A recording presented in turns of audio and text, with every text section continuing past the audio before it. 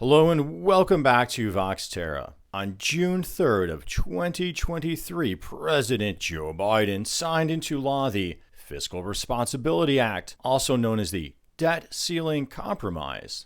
Now, notably, not all Democrats voted for this, especially those referred to as the progressive Democrats, and that's a point I'll get back to later in the show. It is portrayed as a compromise because initially the narrative goes the Republicans were threatening not to raise the nation's debt ceiling, and if they did so, if that happened, that would threaten the world's economy. They were demanding what Bernie Sanders characterized as savage cuts to the social safety net. And citing PBS NewsHour, also demanding cuts to renewable energy, or at least the tax credits for it, as well as pushing through more oil and gas development.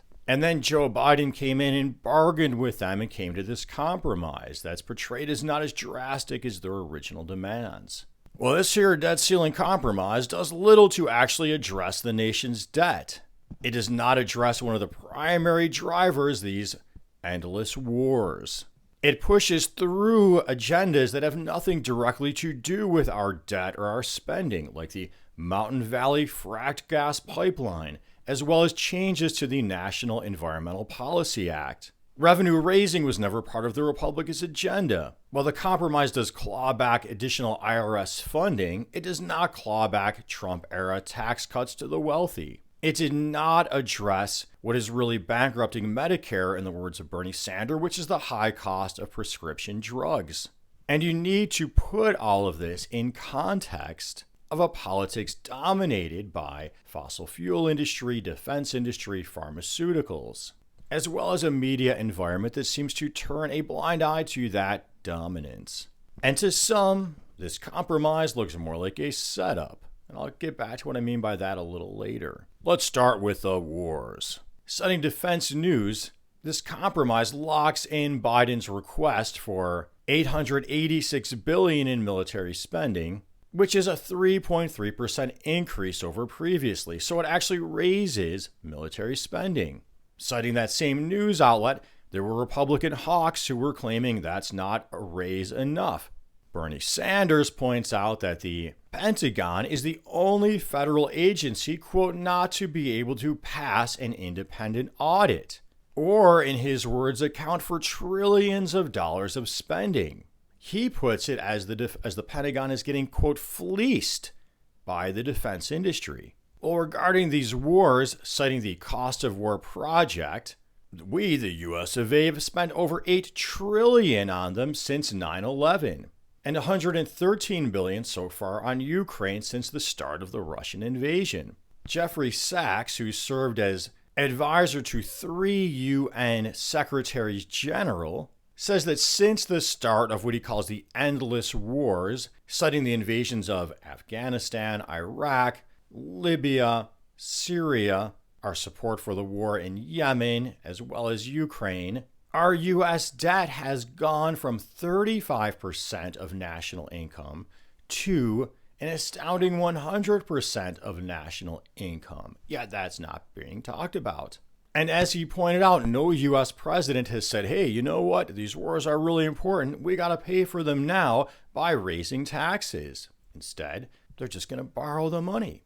And remember, I've shown you in the past citation to Open Secrets, the defense industry donates millions of dollars in campaign donations at the federal level that's disclosed to American politicians annually.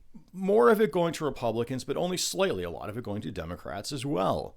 And when you hear these politicians get up there saying we've got to take these tough stances, you don't hear them saying, by the way, I'm getting a lot of campaign donations from the defense industry. Well, why does the public seem to go along with this? Well, for that, I will cite you to an article from The Intercept, which showed how when foreign policy experts come on the cable news networks, they often or generally do not disclose their ties to that defense industry. And I'll cite you to Noam Chomsky's Manufacturing Consent, where he quantified the pattern in our media, which appears to be connected to that defense industry, and in my opinion, the fossil fuel petrochemical industry as well, the pattern whereby they seem to emphasize facts or information or so-called experts who would lead us towards a more hawkish or warlike position, yet underemphasize positions or facts that would lead us towards a more negotiating or pro-peace position. Another way this bill had nothing to do with our nation's debt, but pushed through a big hidden agenda, was regarding the environment.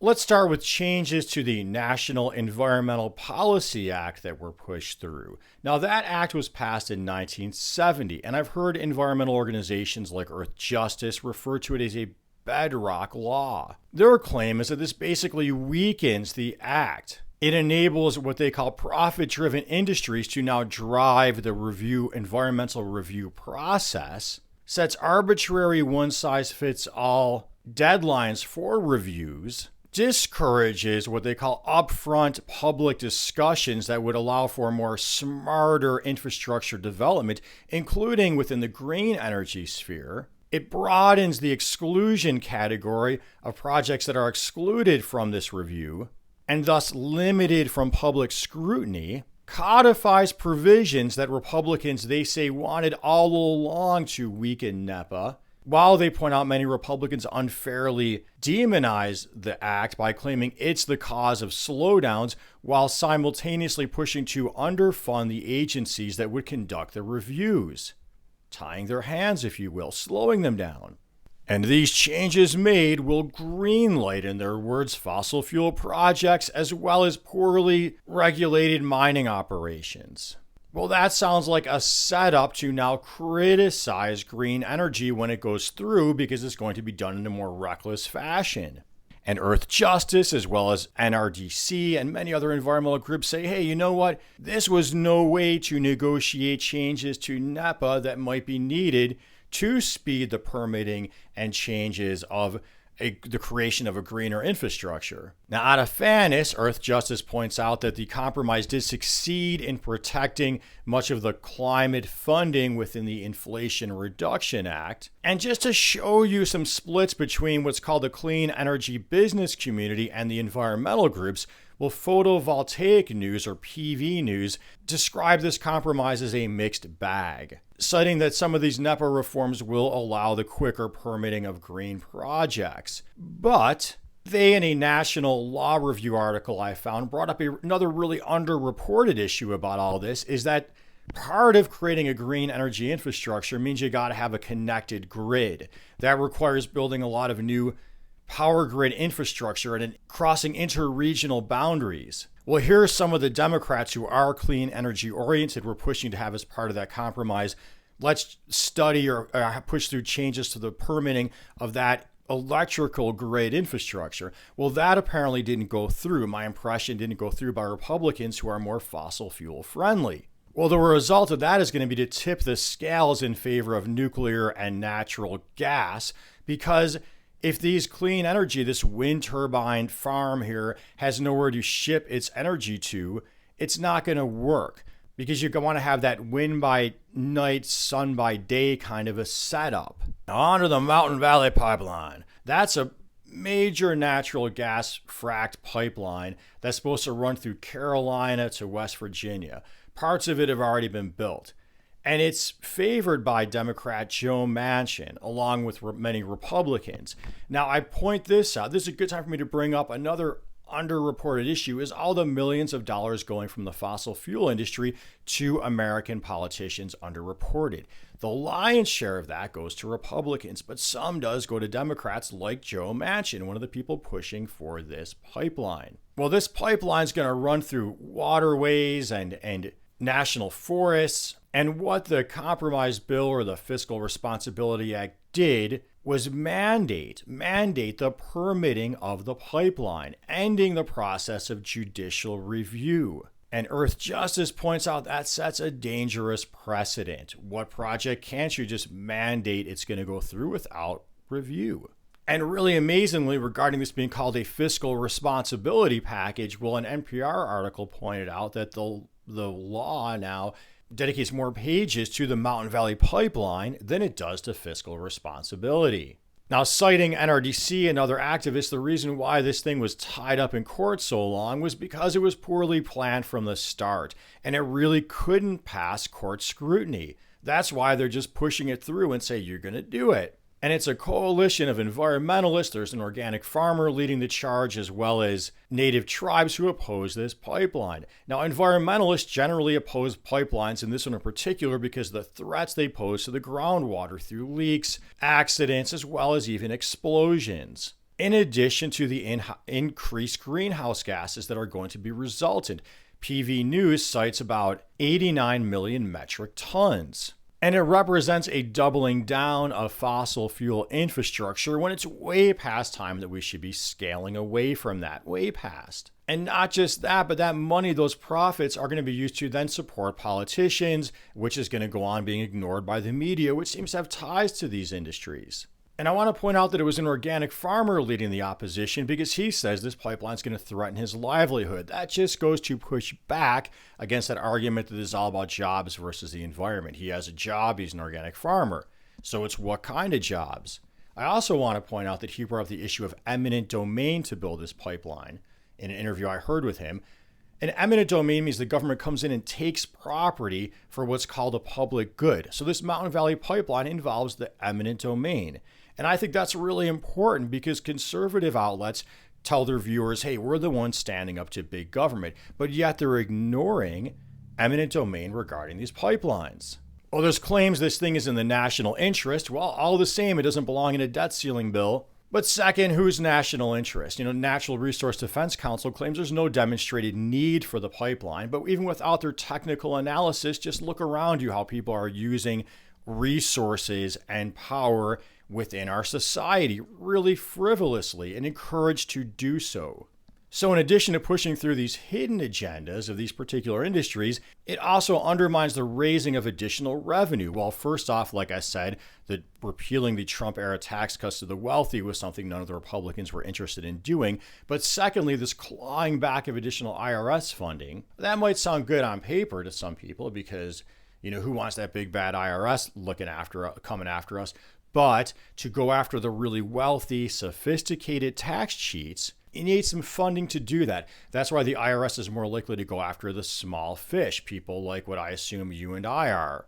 And I'm sure that increased IRS funding would have paid for itself, and then some. Well, another way to cut spending, Bernie Sanders points out, would have been to rein in the drug companies. Americans pay the highest rates for prescription medicine, he claims, out of the whole world. So he wants for Medicare and the government to be able to bargain with the drug makers. But that was not on the table. That would have been a big cost saving. The notable spending cut I heard about, supposedly, was changing eligibility for food stamp requirements from 50 to 54 without a work requirement. Now, Ro Khanna, one of the progressive Democrats who voted against the bill, claims this is mostly going to fall on the backs of middle-aged women, which I just want to take a moment now to bring up the concept of universal benefits versus needs-based benefits, meaning you got a universal we all pay in, we all get out, like Social Security, as opposed to needs-based, you got to prove your income and that or your income, your assets, and then you're going to get some help. But that creates an unfair situation, and those things are always under attack. And some people might still like that one because they say, hey, I don't like these lazy people. Well, you know what? I never got my bees in a bonnet about lazy people, and I'll tell you why. Because of the environment. Look at those COVID-19 lockdowns. The air got cleaner, the stars shone brighter when things were closed to necessary services only. So that should just tell you, it should tell everyone, we are basically employing people to pump our biosphere full of greenhouse gases and carcinogens and endocrine disruptors, racing around in kind of a go-nowhere consumeristic rat race with no real purpose for it, not serving the long-term survival of our species. How was it this thing felt like a setup? Well, you got some of the Democrats saying, hey, the Republicans were taking the world economy hostage, forced us to negotiate. That's one way. It seems to be the Republicans, the ones always using this debt ceiling technique against Democrats, not vice versa, being a little funny with the pronunciation there. Earth Justice, others pointed out that the debt ceiling was raised 3 times under Trump without all this squawking. But Ro Khanna, again, one of those progressives who voted against it, pointed out that the Democrats could have passed what he called a clean debt ceiling bill during the lame duck session, but for some reason chose not to. Also, this investigative reporter, David Sirota, I heard interviewed on Democracy Now! As well, made the same point, but he went on to say that Joe Biden has given numerous speeches on the Senate floor when he was a senator, advocating for these kinds of spending cuts and working with Republicans, almost like this is something of what he wanted. In addition, he did make some type of bargain with Joe Manchin about that Mountain Valley Pipeline that many Democrats were not willing to go along with. Maybe this was the opportunity to get that through. Also, Ro Khanna, AOC, Bernie Sanders, and others were calling upon Biden, don't cave in, use the 14th Amendment. Because remember, the Constitution of this here US of A requires us to pay our debts. And according to investigative journalist David Sirota, citing as other establishment figures, he called them, he believes Joe Biden would have won that case at the Supreme Court, even as it's configured now. So one way of looking at this is, instead of a compromise, we could look at it as a marriage between what we could call drill baby drill Republicans, that's referencing Sarah Palin, and all of the above Democrats regarding energy, that's referencing Barack Obama's all of the above call. Well, hey, I hope you found this interesting, useful, helpful, informative, entertaining. And if so, please make sure you're subscribed to my channel. You click that notification bell. You're liking, you're commenting, supporting at Patreon. There's a heck of a lot of work, very time consuming, real opportunity cost for me. Thank you, Bella Grissi and Environmental Coffee House. And as always, until next time, peace be with you.